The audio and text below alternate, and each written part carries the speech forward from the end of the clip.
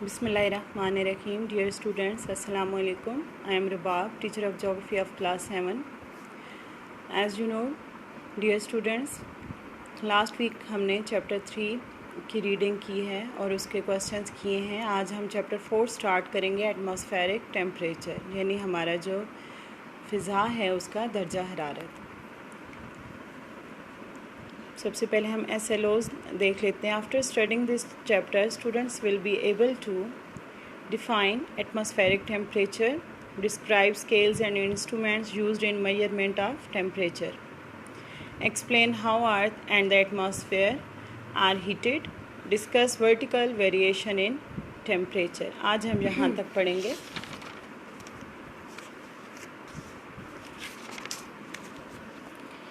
Atmospheric temperature यानी हमारी जो फ़िज़ा है, हमारा माहौल है, उसका दर्जा हरारत.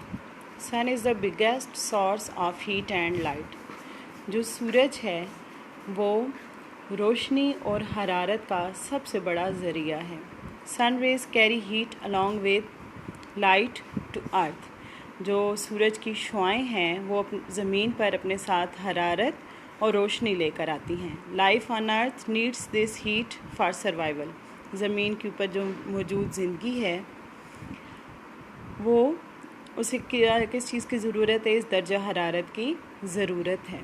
When these rays pass through atmosphere about half of them are reflected. जब ये ज़मीन पर सूरज की शुआएं आती हैं तो इनमें से जो आधी हैं वो रास्ते से ही वापस हो जाती हैं. Therefore about half of them reach अर्थ. और उनमें से जो आधी शुआएं हैं वो ज़मीन तक पहुंचती हैं. When these rays strike earth few of them are reflected back and few are absorbed by earth.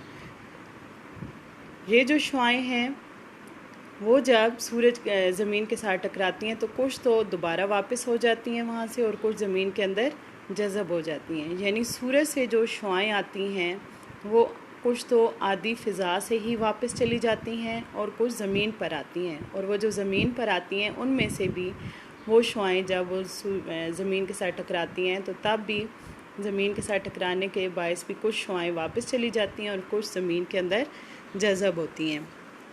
So earth becomes hot.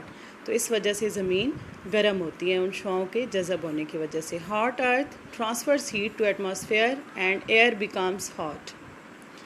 जो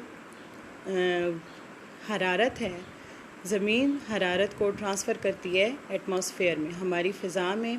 यानी पहले ज़मीन पूरा दिन वो गर्मी जज़ब करती है और फिर जब वो अपने अंदर से उसको फ़िज़ा में मुंतकिल करती है उस गरमाइश को तो जो हमारी हवा है वो गर्म हो जाती है.